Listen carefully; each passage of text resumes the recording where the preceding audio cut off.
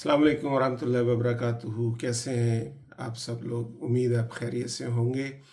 Umar Ashraf Khwaja Adelaide से आपसे मुखातिब है और अपने दोस्तों और साथियों को मैं खुश आमदीद कहता हूँ। और मैं इस मौका से फ़ायदा उठाते हुए आपके साथ एक इंतहाई अहम जो इवेंट है आने वाला, उसके बारे में मुख्तसर सी बात रखूँगा, जो सबसे पहले तो मेरे लिए याद दहानी है और फिर उसके बाद आप सब लोगों के लिए, और वो है ईद उल अज़हा। और ईद उल अज़हा के मौका पर हम लोग जानवर कुर्बान करते हैं। हम लोग बेहतरीन से बेहतरीन जानवर ख़रीदते हैं और उसको अल्लाह की राह में कुर्बान करने का सोचते हैं। तो इस मौका पर मैं ये आपको याद करवाऊं कि ये जानवर जो हम अल्लाह की राह में कुर्बान करते हैं, इसका ना तो खून, ना इसकी खाल, ना इसके बाल, कुछ भी अल्लाह को नहीं पहुंचता। अल्लाह को जो पहुंचता है वो आपकी और मेरी नीयत है, आपका और मेरा इरादा है कि हम जानवर कुर्बान कर रहे हैं तो इसके पीछे नीयत क्या है। तो आइए हम उस नीयत की दुरुस्तगी करते हैं। सबसे पहले मैं अपने लिए, फिर आप सब लोगों के लिए।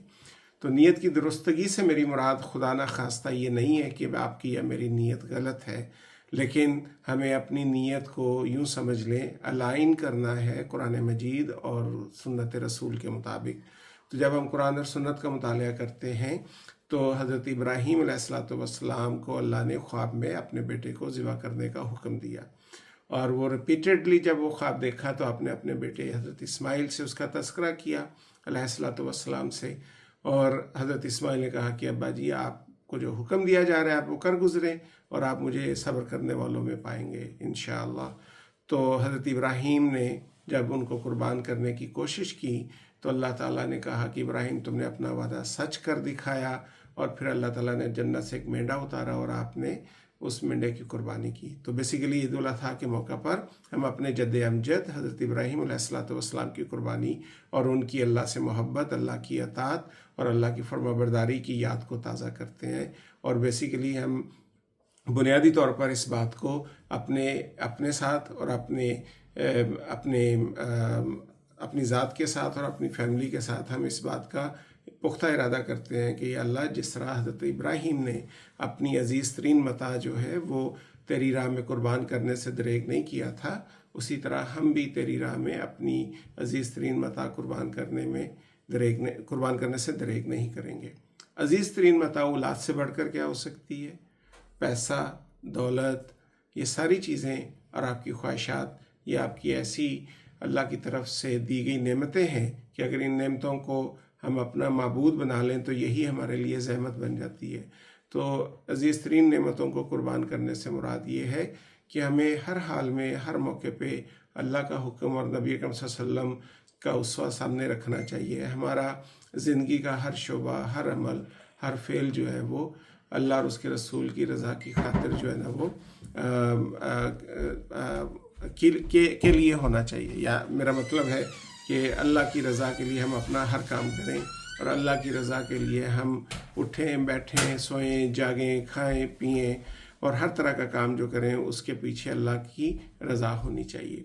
तो कुर्बानी के मौका पर भी हम इस बात का अहद करते हैं, हम ईमान की तजदीद करते हैं, अहद की तजदीद करते हैं कि अल्लाह रब्बुल आलमीन की खातिर हमें अपनी अज़ीज़ तरीन चीज़ भी कुर्बान करना पड़ी तो हम उससे दरेग नहीं करेंगे।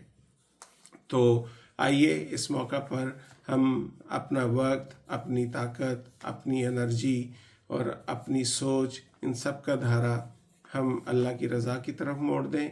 हमारा मकसद और मुद्दा ये होना चाहिए कि हम अल्लाह रब्बुल आलमीन की खुशी के लिए जिएं, अल्लाह रब्बुल आलमीन की खुशी के लिए, उसकी रज़ा के लिए हम अपना वक्त गुजारें, अपना अमल करें, अपना बिज़नेस चलाएं और अपनी एनर्जी और अपनी ताकतों को उसकी खातिर जो है वो हम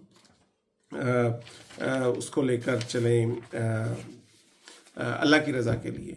आपको हज़रत उमर रज़ी अल्लाह तआला अन्हु से मरवी एक हदीस तो याद होगी जिसमें नबी अकरम सल्लल्लाहु अलैहि वसल्लम ने फरमाया था कि इन्नमल अमालु बिन्नियात फ़इन कानत हिजरतुहु इलल्लाहि व रसूलिही फ़कानत हिजरतुहु इलल्लाहि व रसूलिही, कि बेशक अमाल का दारोमदार नीयतों पर है, और अगर आपने अल्लाह और उसके रसूल की खातिर हिजरत की है تو یقیناً آپ کی ہجرت اللہ اور اس کے رسول کی خاطر ہے۔